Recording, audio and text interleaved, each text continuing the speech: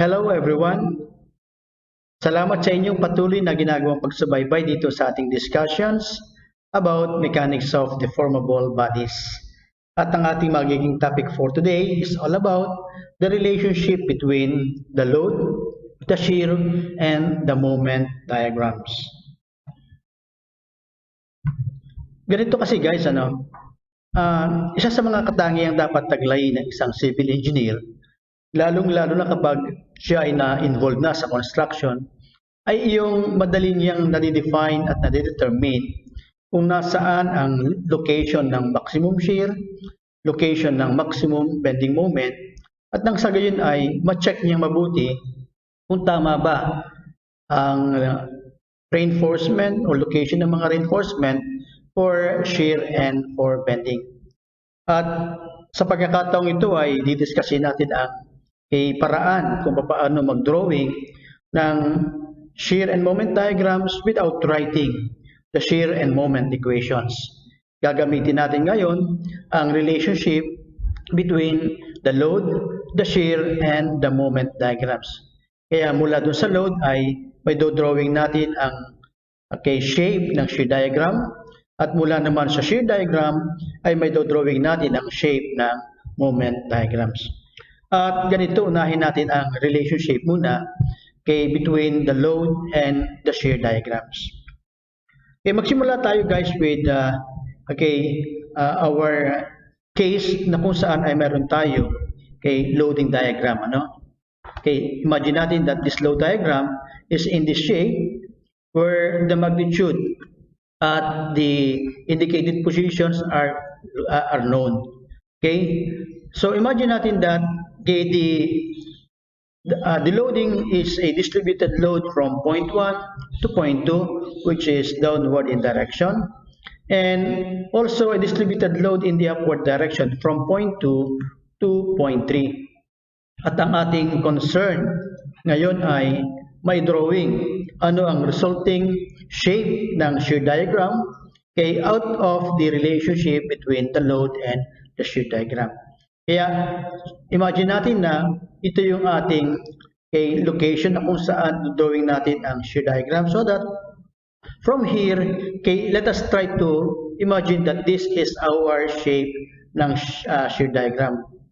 So correspondingly, ang kailangan natin ay ma-define natin kung ano ang magnitude ng shear diagram at certain points na kung saan we have defined the position in the beam. Kaya kung meron tayo ditong point 1 in the load diagram, then it is also good to consider using those points as the position where we will be defining the magnitude of the shear diagram. Sabihin natin that this point is our point 1, this one is our point 2, and this is our point 3 in the shear diagram. And let us imagine that at point 1, the magnitude of the shear diagram is given as V sub 1. And we wanted to determine what will be the magnitude of this V sub 2, considering that we shall be using the relationship between the load and the shear diagram. At ang sabi dito, that the change in shear between the 2 points in the beam is equal to the area of the load diagram between the 2 points. So in symbol, we write that the definition as the change in shear between the 2 points. Say for example, point 1 and point 2 in the beam is equal, which is defined as the shear at the second point minus the shear at the first point is equal to the area of the load between point 1 and point 2. Now, what is this change in shear in the shear diagram? Yung change in shear in the shear diagram will represent this magnitude, the difference between the shear at the second point and the shear at the first point, diba? And the area of the load diagram na tinutukoy dito is this area of the load diagram, the one that is blinking. So kung ano itong area na to, this will represent the difference between the shear at the 2 points. So that the change in shear between 1 and 2, which is defined as V sub 1 minus V sub 2, is equal to the area between the 2 points 1 and 2. So that from here, okay, we write that V sub 2 is equal to V sub 1 plus the area of the load, okay, from point 1 to point 2. Kaya kung kailangan nating ma-define yung shear at point 2 or at any point on the shear, we need to establish, okay, a position where the shear is known.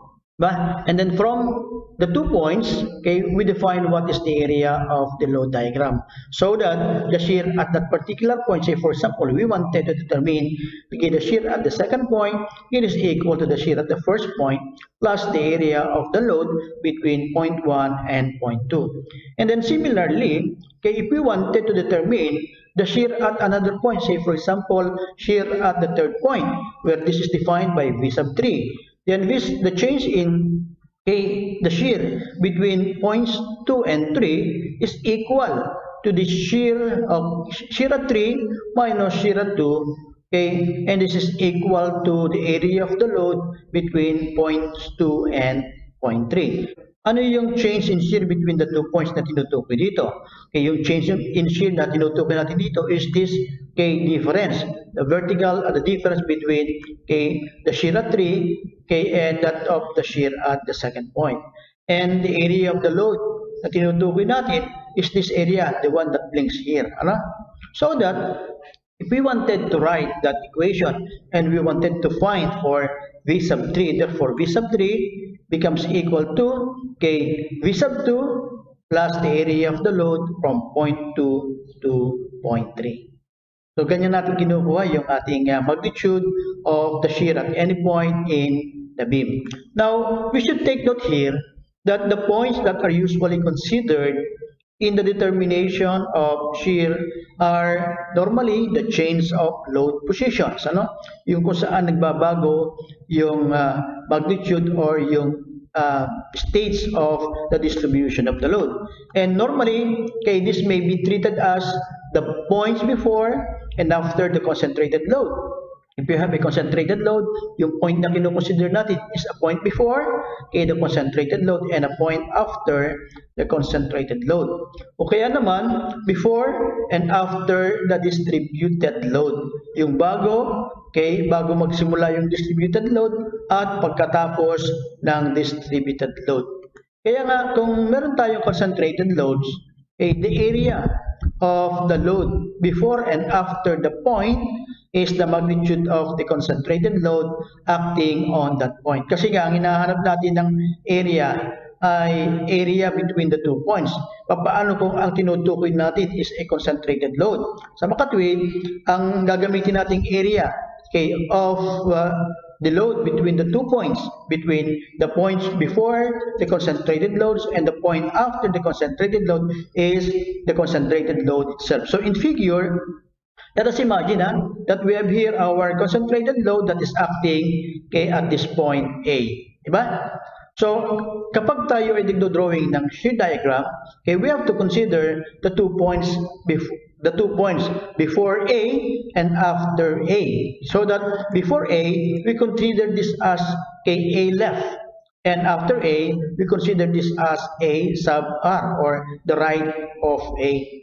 So that if we are to apply the condition or the relationship between the load and the shear, we say that, okay, the change in shear between the left and the right of A, which is equal to, okay, the shear at the right of A minus the shear at the left of A, is equal to the area of the load between the left and the right of A. But what is this area of the load between the left and the right? So if we're going to consider this area of the load between the left and the right, it actually is that magnitude of the concentrated load acting at that point A. Kaya, if you are to write the shear at the right of A, okay, minus the shear at the left of A, which is equal to, okay, plus or minus P, okay, therefore, okay, we consider that the change in the shear at the right of A, is equal to the shear at the left of A plus or minus the magnitude of the concentrated load. Wherein, the loads that are directed downward are negative loads, and the loads that are directed upwards are positive loads. That is when we are talking of the sign of the load. And that's also true if we do have here a concentrated load. Loads that are directed downward shall be treated as negative, and loads that are directed upward will be treated as positive. Now, according to this node, the load is the slope of the shear diagram. Sabi dito, yung daw load ay siyang slope ng shear diagram. And how are we going to interpret this relationship between the load, particularly on the discussion that the load is the slope of the shear diagram?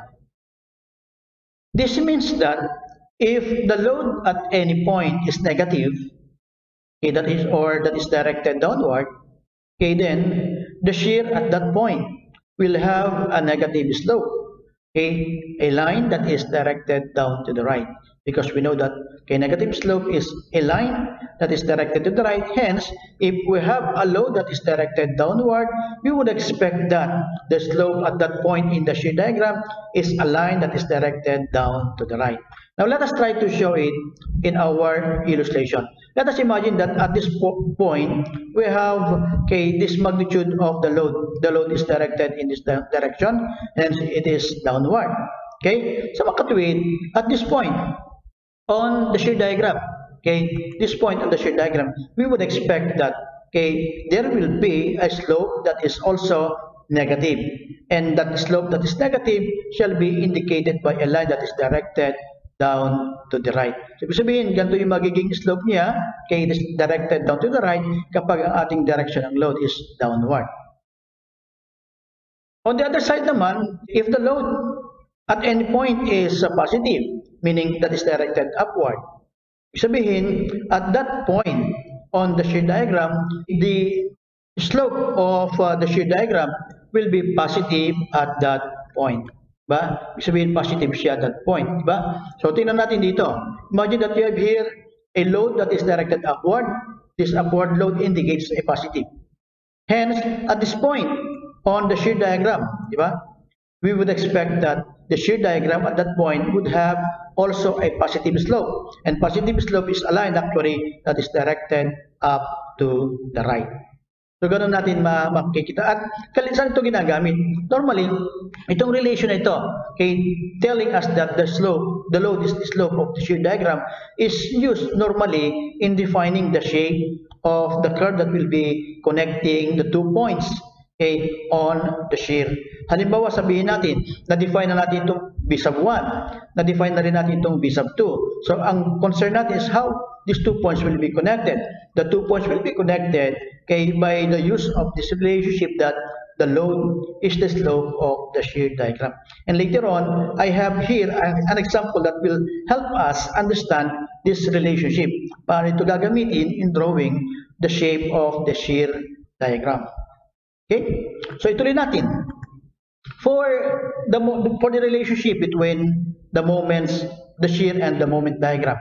Actually, ito naman ang ginagamit natin kapag nagdo-drawing tayo ng moment diagram. Ibig sabihin nun, mula sa na-drawing nating shear diagram, may do-drawing na rin natin yung ating moments diagram if we understand the relationship between the shear and the moment diagram. Kaya, imagine natin that we have here our x-axis that will represent the axis for the moment, and we shall be drawing here our moment diagram.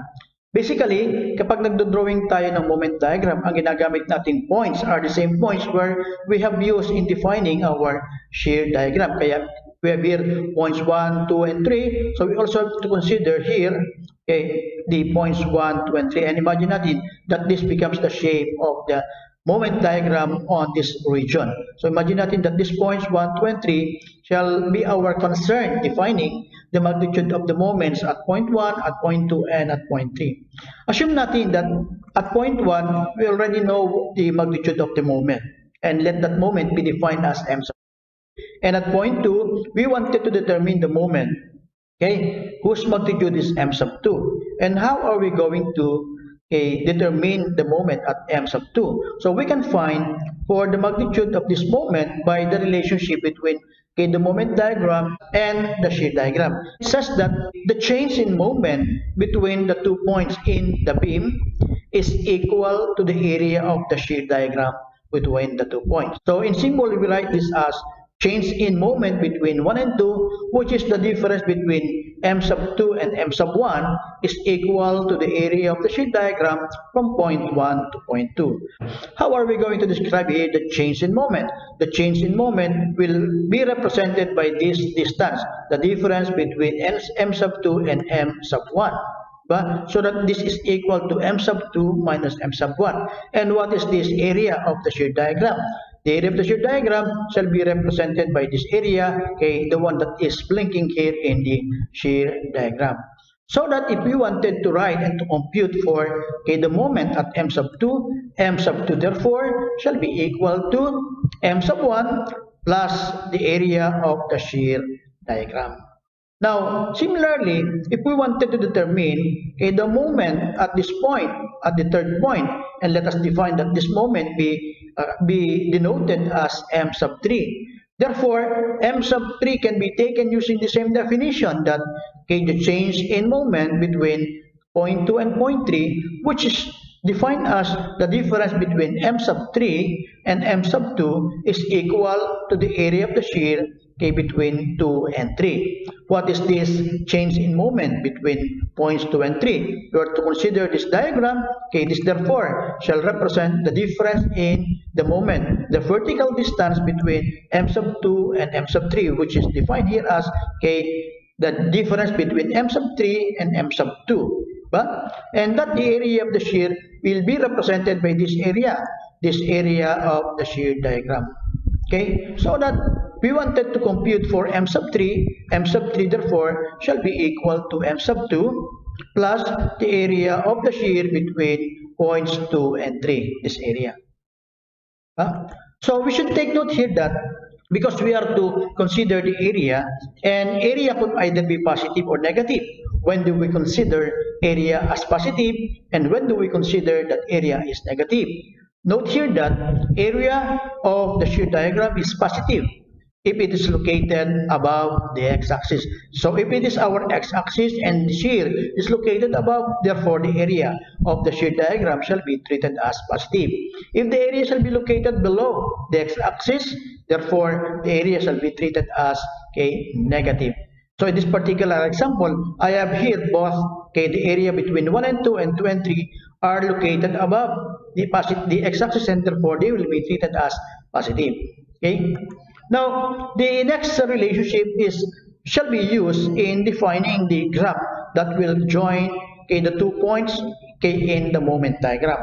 And this relation says that the shear is the slope of the moment diagram.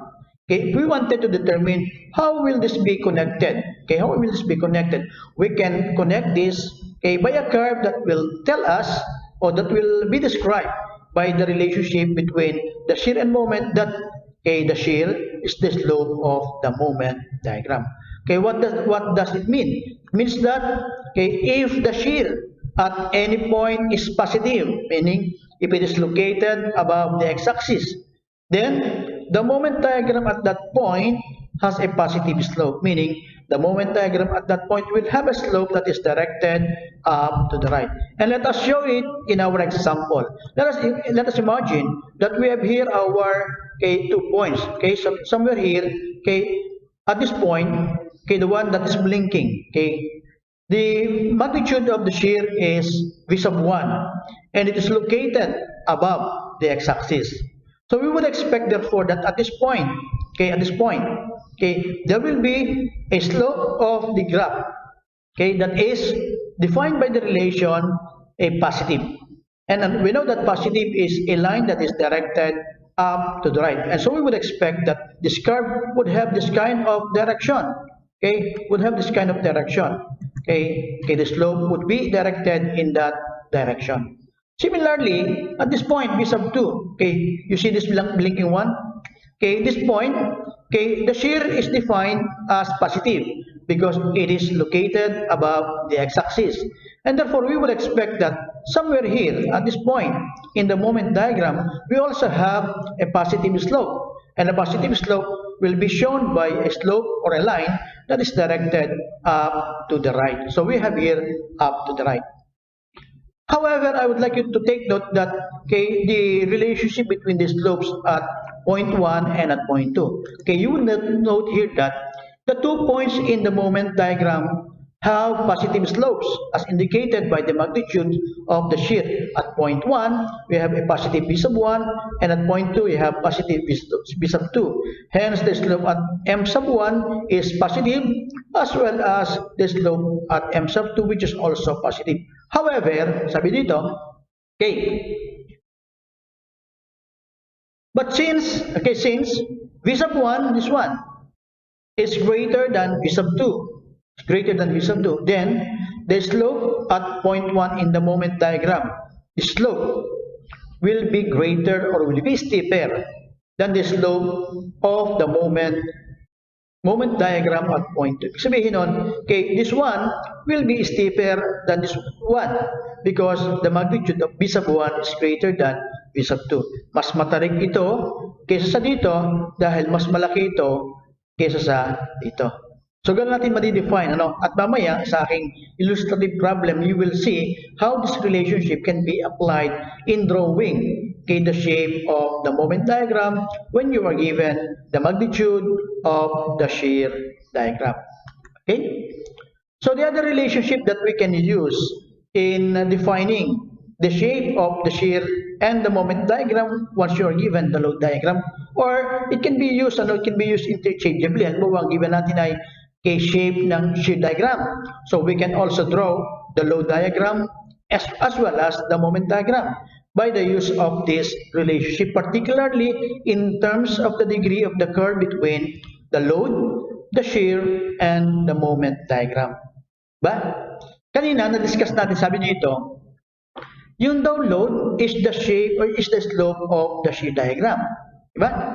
At yung shear is the slope of the moment diagram. So we learned in our differential calculus that the slope of a function is 1 degree less than the degree of the function itself.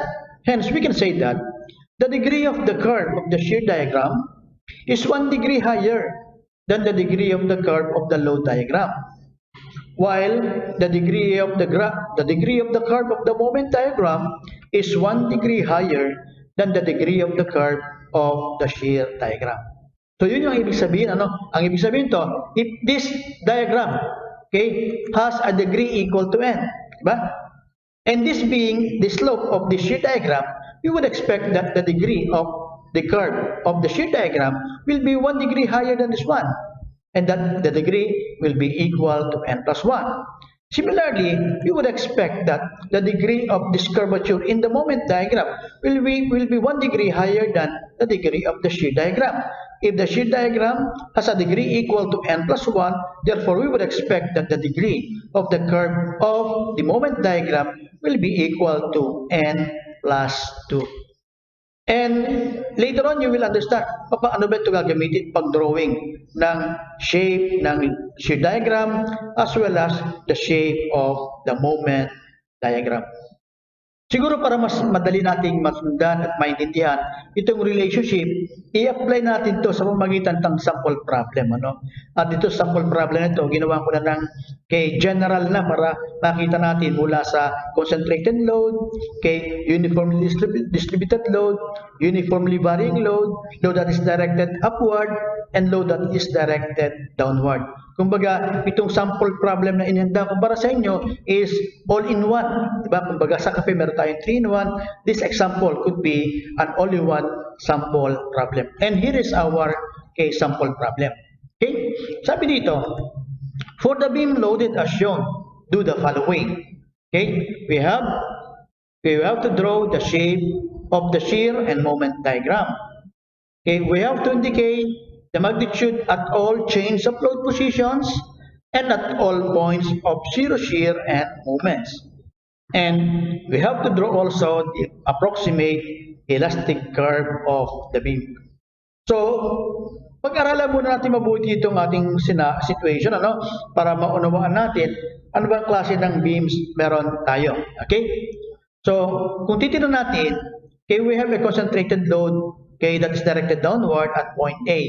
The magnitude is 10 kilonewton. The beam is supported by a rectangular support. By rectangular support meaning, okay, the intensity of the beam is directed upward, because it is a support. Okay, we don't know the magnitude, so the magnitude is indicated as W, expressed in kilonewton per meter.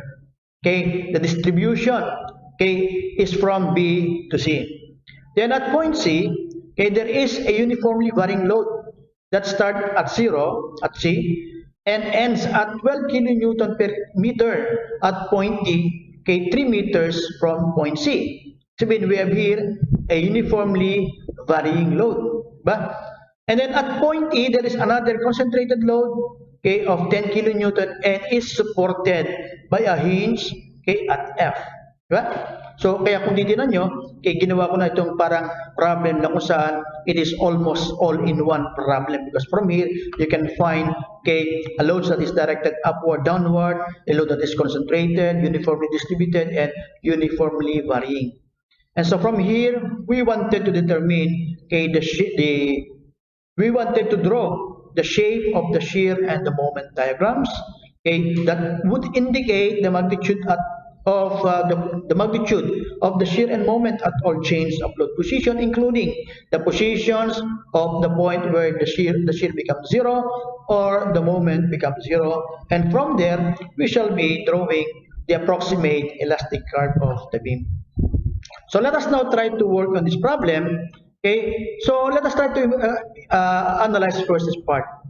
If we have here a distributed load that is directed upward, this distributed load would have a resultant equal to R sub 1. And we know that R sub 1 will be equal to the product of the area, of this rectangular loading, equal to the product of the width 2 and the intensity of W. But if we will be replacing this rectangular loading, this can be replaced by R sub 1 having a magnitude of 2W and acting at the center of that rectangle. So if this rectangle is 2 meters long, therefore we would expect that this resultant R sub 1 will be acting at 1 meter from B or 1 meter from C. Similarly, since that is 1 meter, we would expect that the total distance of this R sub 1 from the right support will be equal to 6 meters, as this is the sum of 1 plus 1 plus 3 plus 1. That gives us 6. So that we also have here our R sub 2, representing the reaction exerted by the hinge support. Similarly, we were to replace this triangular loading or uniformly varying load, we would expect that this triangular loading would have a magnitude equal to the area of this triangle, equal to 1/2 of 3 multiplied by 12, and that is equal to 18 kilonewton. This 18 kilonewton will be acting at a distance 3 meters from the right support, because we would expect that this resultant will be acting at 1/3 to 1/3 to the left of point D. So that this is 1 plus 1 plus 1 gives us 3.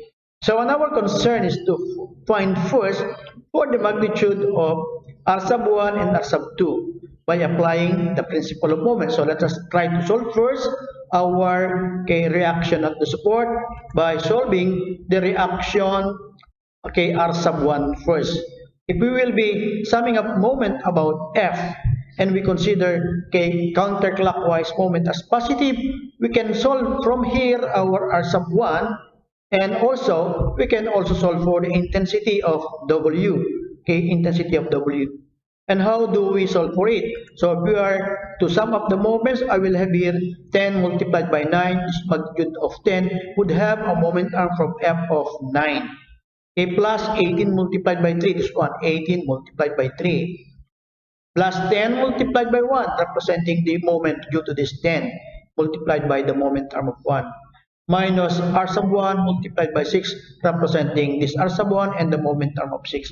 And so from here, we can solve for R sub 1, so that R sub 1 will be equal to 25.67. So we can now substitute this to be equal to 25.67. And because this 25.67 is equal to 2W, so from here we can solve the intensity of the uniformly distributed support. Okay, so from here we can also solve that W will be equal to R sub 1 over 2, or it is equal to 12.835 kilonewton per meter. This intensity of the load due to the support is equal to 12.835 kilonewton per meter. And so from here, we can also solve for R sub 2 by summing up moment about R sub 1 equal to 0. And considering that counterclockwise also be positive, okay, we solve for R sub 2, and our moment equation becomes 10 multiplied by 3, representing the moment due to this 10, whose moment term is 2 plus 1. Minus 18 multiplied by 3. Multiplied by 3, this one 18 would also have a moment arm of 3, because this from here up to this point is 2, and this one will be 3, and it will be producing a clockwise, therefore that will be negative. Okay, this 10 have a moment arm of 5 and producing a clockwise moment, therefore that is 10 minus 10 multiplied by 5, negative. Okay, plus R sub 2 multiplied by 6 equal to 0, and from here we can solve for R sub 2, so that R sub 2 is equal to 12.33 kilonewton. Hence, this magnitude will be equal to 12.33 kilonewton. So after we have solved for the reactions at the support, we are now ready to draw the shear diagram using the relationship. So that if we are to solve for the magnitude of the shear at all chains of load positions, let us now try to define here our axis where we will be writing or drawing our shear diagram. And let us imagine that this will be representing our shear diagram. Now, let us try to indicate the change of load position. Ano ba yung tinatawag nating change of load position? These are the points where the load changes, Load changes. And if we have a concentrated load, gaya ng binanggit ko kanina, discuss ko kanina, we will be defining 2 points whenever we have a concentrated load. One point is the left of that concentrated load, the other point is the right of that concentrated load. So that if we were to draw here our points, at point A, we shall be considering the left of point A. Ibig sabihin yung bago itong point na ito. Whereas the other side, you have the right of point A. Similarly, at this point, you have point B. At this point, because this is the end of the uniformly distributed load and the beginning of the uniformly varying load, we call this as point C. It tells us the end of the uniformly varying load.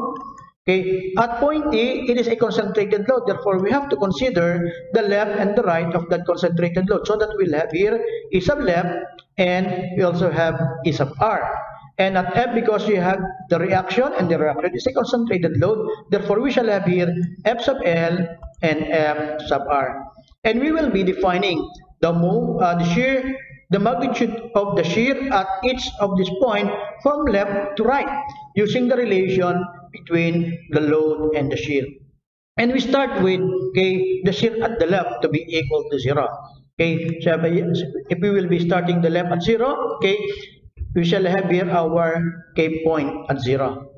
Then it will be followed by the shear at the right, where the shear at the right of A will be equal to the shear at the left of A plus the concentrated load at point A.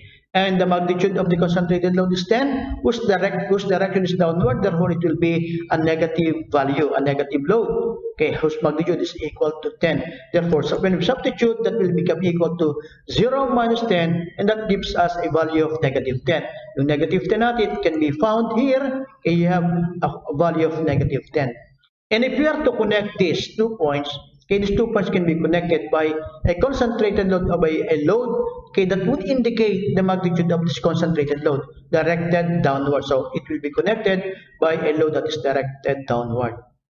The next point that we will be computing shall be the shear at B. The shear at B. And how do we compute for the shear at B? By the use of the relationship, sabi dito, the shear at B is equal to the shear at the right of A plus the area of the load between A and B. But if you're going to examine the loading condition from A to B, there is no load. Hence, this area would be equal to 0. Hence, the shear at B will be equal to the shear at A, which is negative 10, plus 0 gives us also the same value of negative 10.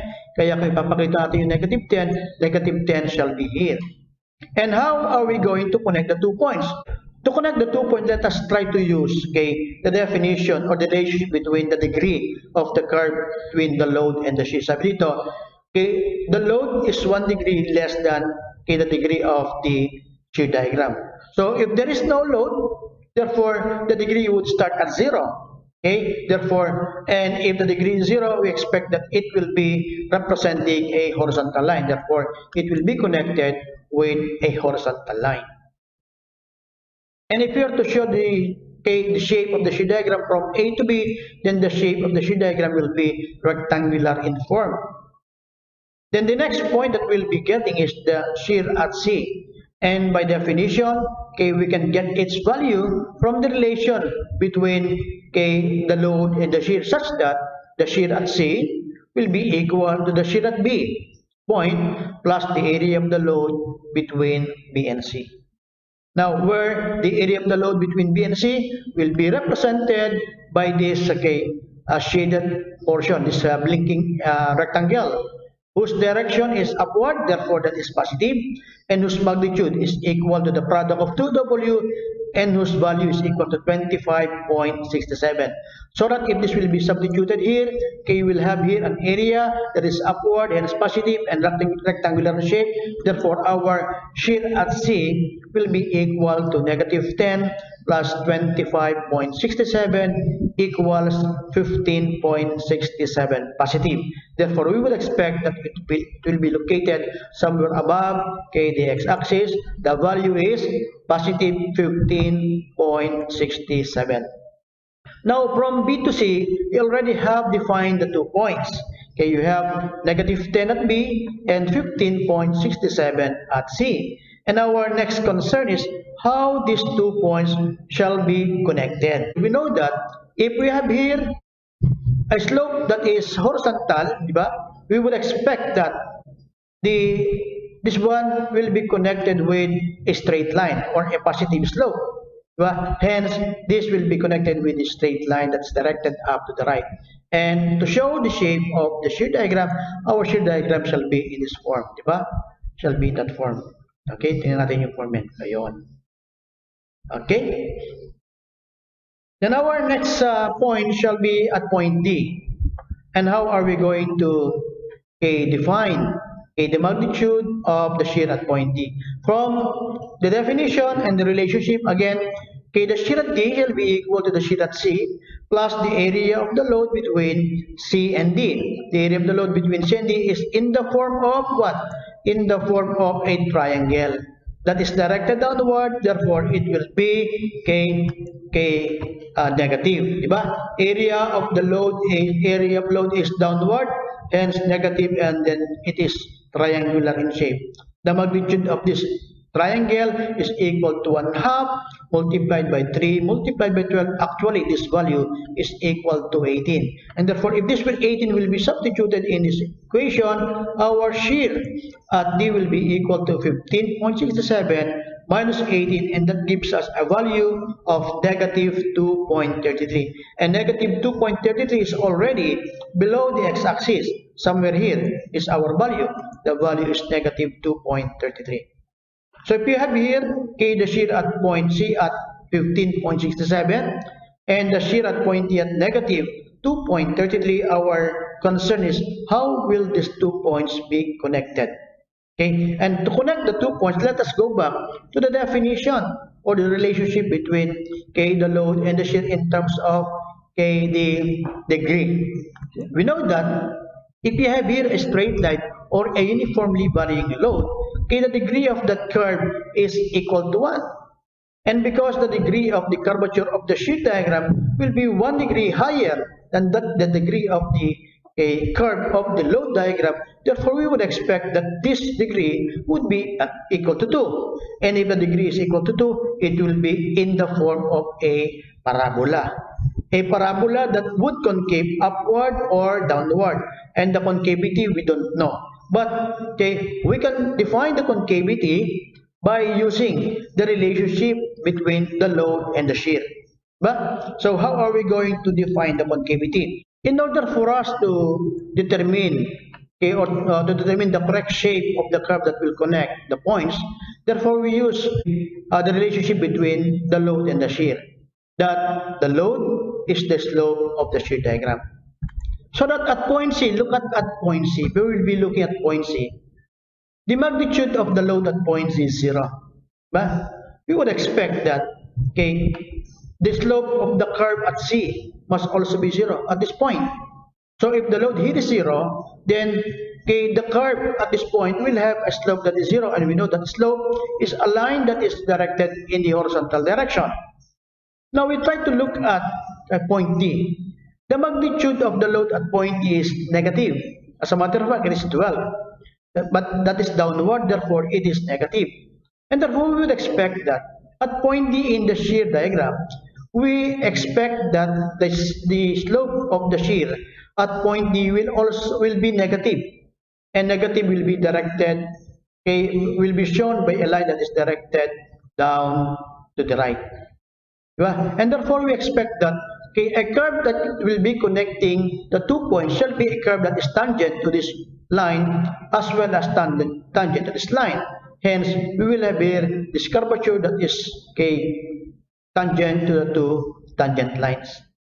Okay, and therefore this becomes now our shape of the shear diagram.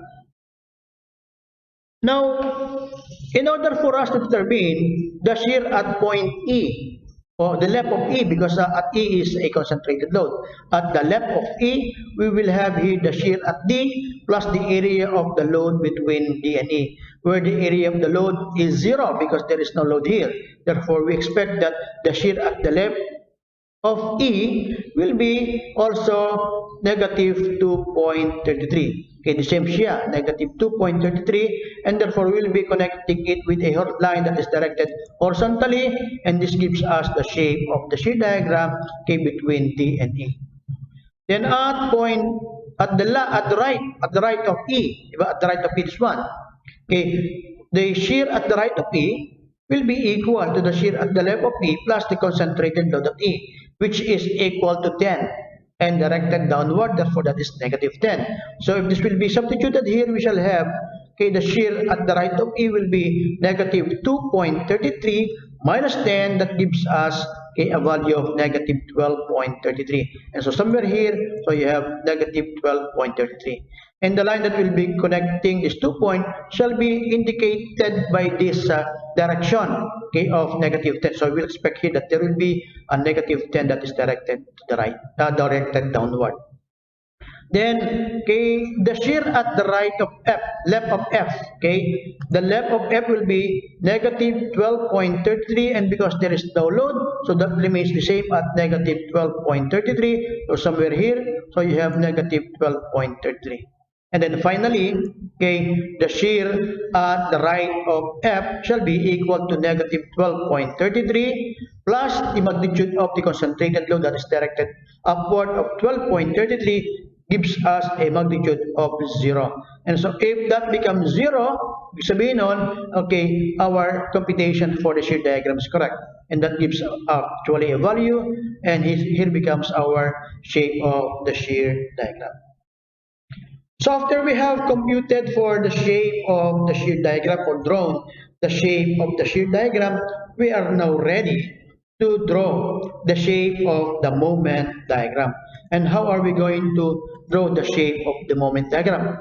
Okay, so it would be, okay, before we do it, because you will notice that when you observe, okay, the shear diagram, okay, the shear diagram crosses the x-axis at 2 points.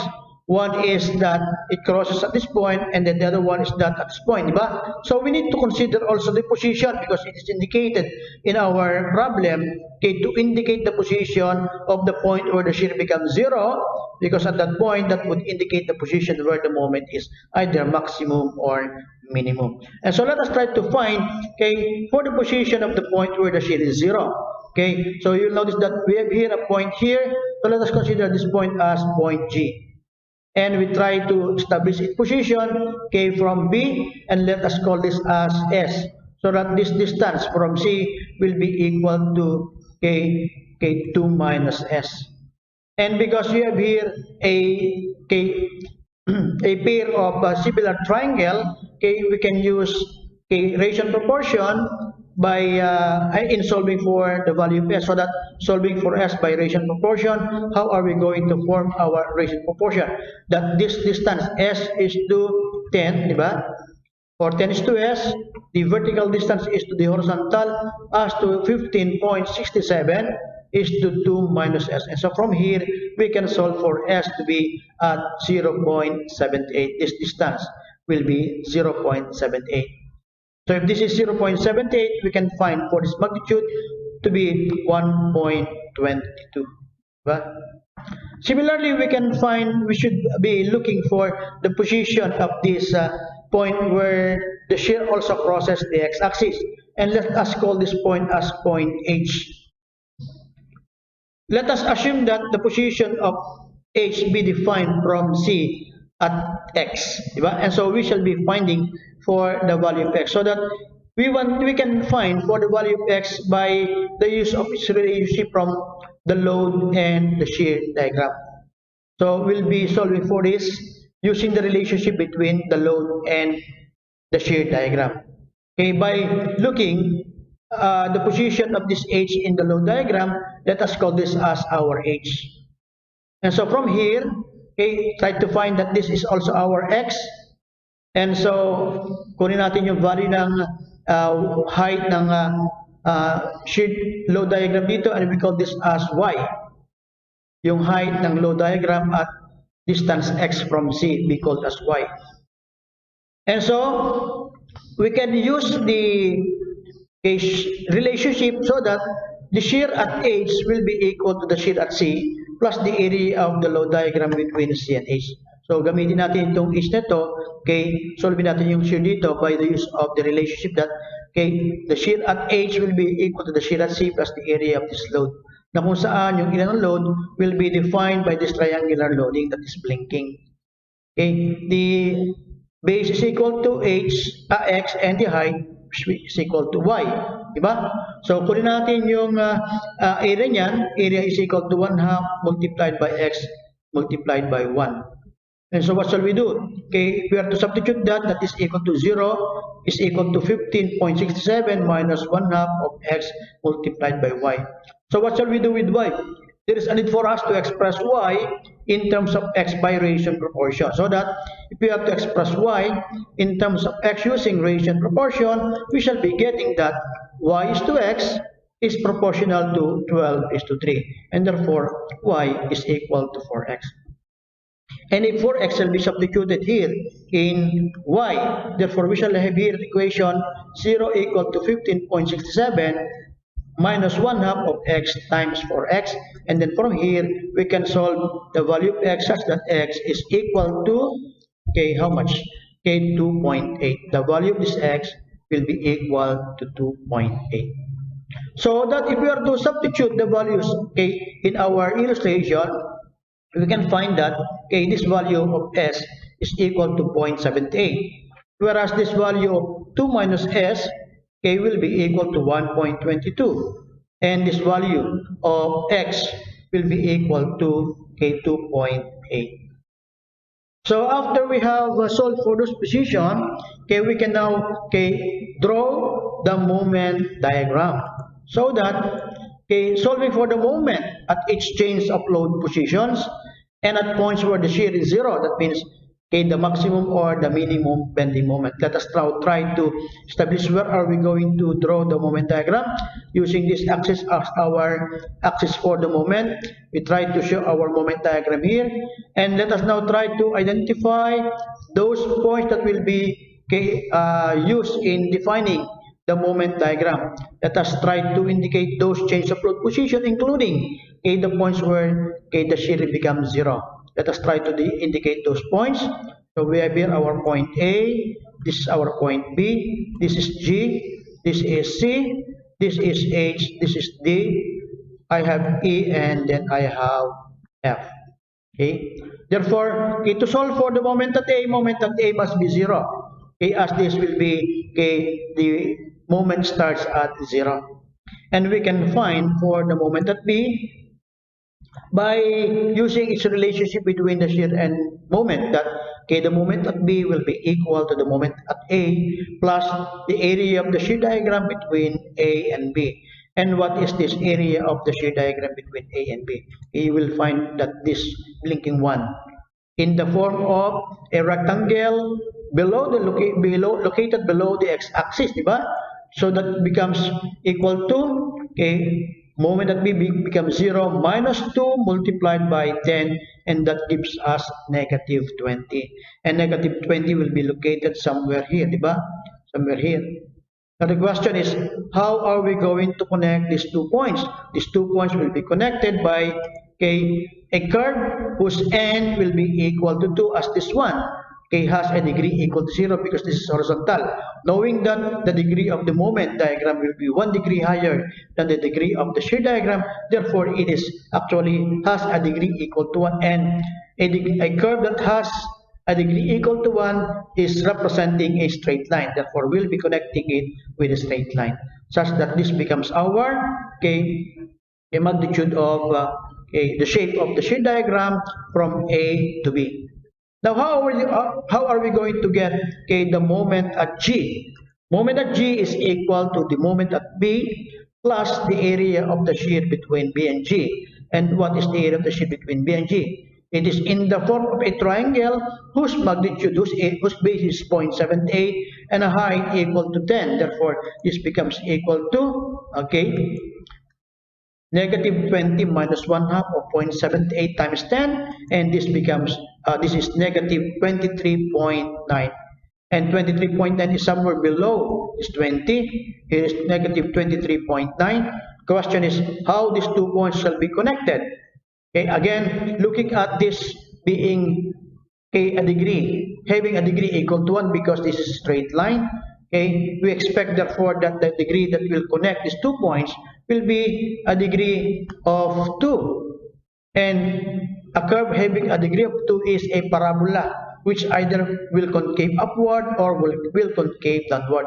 But this can be done, okay, by using the relationship between the load and the shear. Knowing that the shear is the slope of the moment diagram, and we say that we expect that at G, okay, the magnitude of shear is 0. Therefore, at this point in the moment diagram, the slope must be 0. We expect that, okay, slope 0 is a line that's directed horizontally. While at B, okay, at B, the shear is negative. Shear at negative. Okay, therefore we expect that at this point, at 20, we should see a slope that is negative. And a slope that is negative, okay, is a line that is directed down to the right. So we expect that there will be, okay, a line that is down to the right. Okay, nakita natin itong part na ito. Okay, na nagbi-blink, di ba? Yan, down to the right. And the curve, okay, should be drawn such that the curve shall be tangent to the two drawn tangents. So yung curve will be drawn tangent so that the curve will be running in this direction. Yun. Running in that direction. Pakita ko ulit, ano? Okay, pakita ulit natin. Running in that direction. Yun. Okay? So, ibig sabihin, it is actually a curvature that is concave upward. Then our next point is point C. And how do we get the moment at point C? Moment at point C is equal to the moment at G plus the area of the shear between B, G, and C. And what is this area of the shear between G and C? It is this triangle, diba? Triangle that blinks, okay? Whose magnitude, whose area is, whose base is equal to 1.22 and a height of 15.67 located above the x-axis. Therefore, it is positive. Hence, our moment at C will be negative 23.9 plus 1 half of 1.22 times 15.67. That gives us a value, when simplified, to be at negative 14.34. And 14.34 shall be somewhere here. Ayun, that has a value of negative 14.34. Again, we wanted to connect it. Okay, how will this be connected? It should be connected by a curve having a degree by looking at the degree of the curve here. This degree is equal to 1. Diba? Sa makatwid, yung degree dito will be 1 degree higher than this one. Hence, this will be a degree equal to 2. And a degree equal to 2 is again a parabola which either concaves upward or downward. And its concavity may be drawn by the use of its relation with the shear diagram. That the shear diagram is the slope of the moment diagram. Let's find out. Okay, let's draw it again. At G again, looking at this G, the magnitude of shear is 0. Hence, we would expect that at this point, the slope is 0, and there is already this slope that is already drawn. Now, at point C, the magnitude of the shear is 15.67 and positive because it is located above. Therefore, we would expect that at this point, there must be a slope that is positive. And we expect that a slope that is positive is a line that is directed up to the right. So we expect that it should be drawn up to the right. And when we draw this up to the right, we should expect, we should be drawing such that this tangent will be intersecting the other tangent within the points G and C. Dapat yung point of intersection nila ito ay nasa gitna ng dalawa.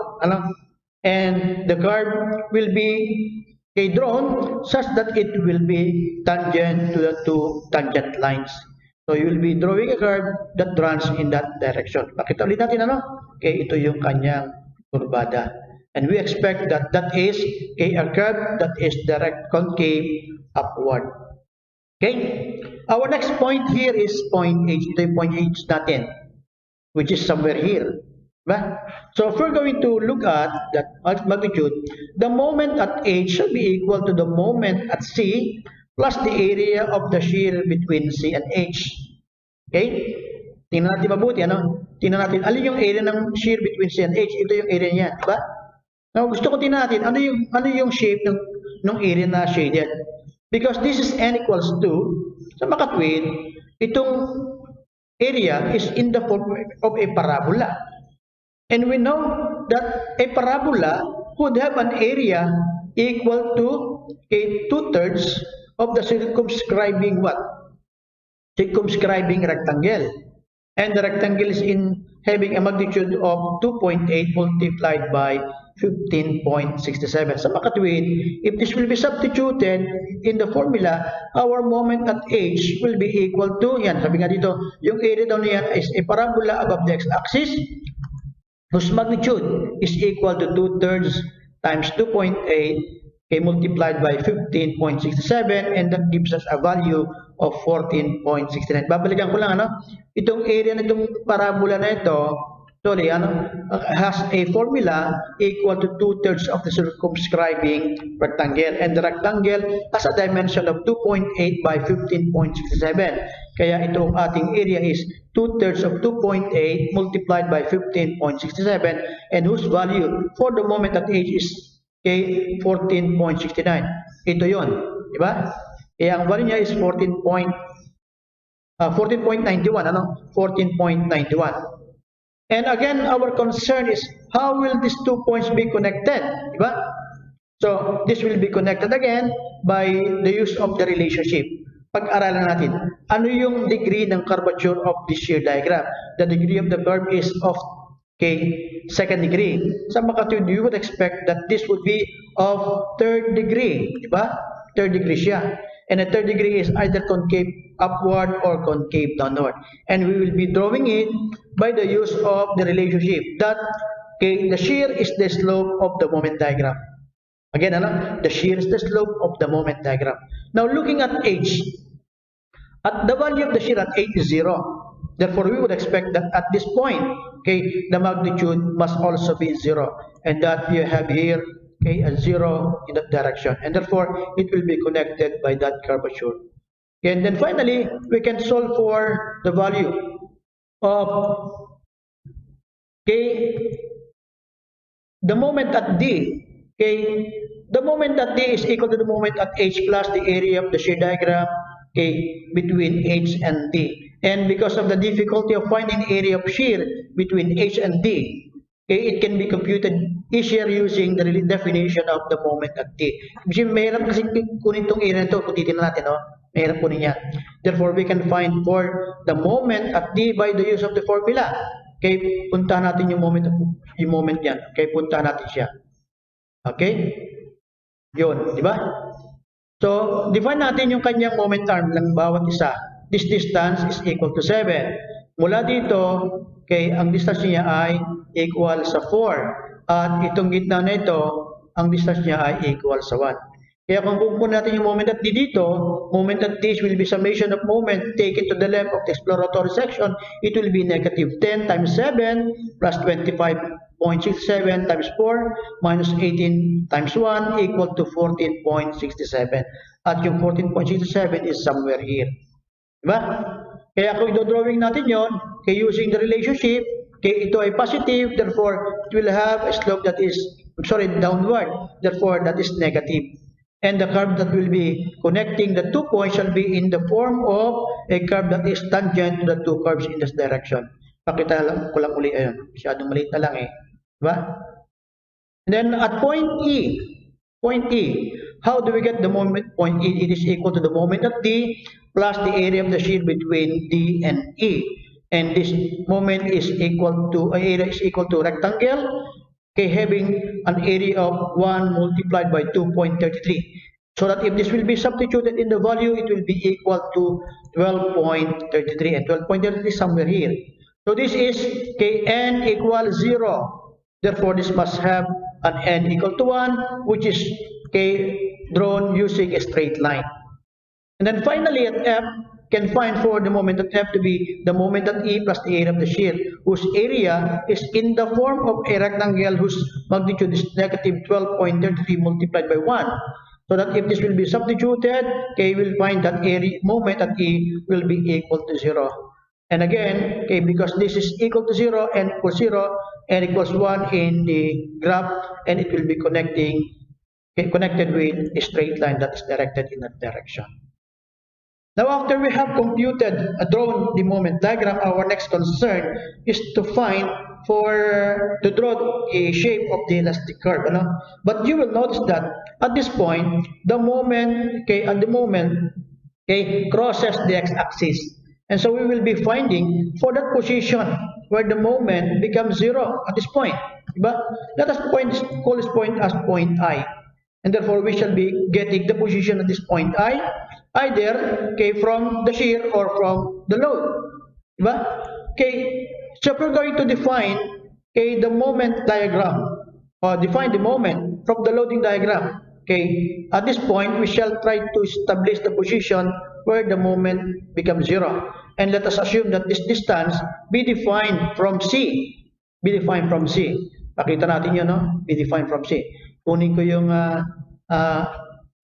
left-hand side of the exploratory section. This distance will be defined as x. Sa makatwid, itong distance na ito will be equal to x minus 4. And this distance, okay, will be equal to x minus 1. So by definition, the moment at I, diba? By the way, there is also a loading here whose magnitude is equal to 1/2 of x multiplied by y and the distance of, okay, x over 3 from this side, diba? And that if you are going to take the summation of moment taken on the left, you can find for the moment at I, which is equal to 25.67 multiplied by x sub 1. Ito yun, yung moment itong, okay, part nito. Okay, multiplied by minus 10 times x minus 4, the moment due to this. And that is negative. Minus the moment due to this one of 1/2 times x times y times x minus 3. And if you are to express y in terms of x by ratio proportion, gaya ng ginawa natin kanina, you can find that y is equal to 4x. That if this will be substituted in the equation, we can find for x to be equal to 0.961 from C. Sa makatwid, this one will be 0.961 from C. And so from here, we can find, okay, we can now draw the elastic curve that Kung titignan natin, mula dito, mula sa A hanggang sa I, okay, the moment is negative. Diba? Sa makatuwid, we expect that the shape of the beam, okay, from A to that part will be concave downward. And so if you're going to draw that concavity, you can find that it will be concave in that direction. And you can find that from here, from I to M, the moment is positive. And we will expect that from the same point to F, the concavity of the beam is in the upward manner, and therefore it will be concave in the upward direction. Ayun, yun yung mangyayari. Diba? Kaya yun yung ating naging solution, drawing of the shear moment and the elastic curve of the beam. So I hope guys that you're able to follow the discussion, the presentation of the relationship between the load, the shear, and the moment diagram, as well as how we are going to draw the shape of the shear and moment diagrams out of the relationship. At sana guys ay patuloy nyo akong subaybayan. Marami pa tayo maging discussions about this topic, by subscribing and tell your friends that I have this kind of discussion so that they may subscribe also. Once again, thank you very much for watching.